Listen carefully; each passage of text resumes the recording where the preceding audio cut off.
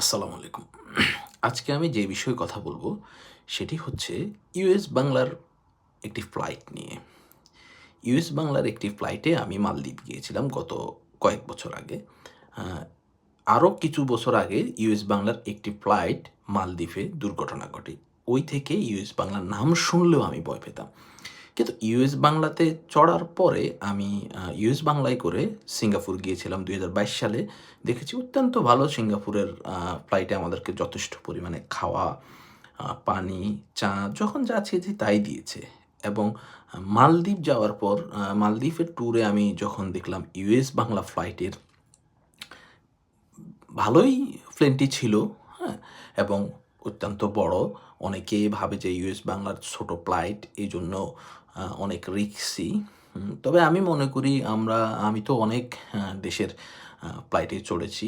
তো অনেক দেশে পানি পর্যন্ত দেয় না, কিনে খেতে হয়, হ্যাঁ? ইন্ডিয়াতেও অনেকগুলো প্লেন আছে এরকম, পানিও কিনে খেতে হয়। বাংলাদেশেও অনেকগুলো ফ্লাইট আছে এরকম যে ওসবগুলোতে কিনে খেতে হয়। তো আমার কাছে ইউএস বাংলাটা বেশ ভালোই মনে হয়েছে। তবে ইউএস বাংলার একটি সমস্যার কথা বলব, সেটি হচ্ছে ইউএস বাংলাতে আমরা যখন সরাসরি বুকিং দিতে যাই, ইউএস বাংলাতে কিন্তু কোনো ডিসকাউন্ট দেয়া হয় না। থার্ড পার্টি থেকে কিনলে দেয়া হয়। কিন্তু কর্তৃপক্ষের উচিত ইউএস বাংলা ফ্লাইট নিজেরা কিছু ডিসকাউন্ট দেয়া, মানুষ যেন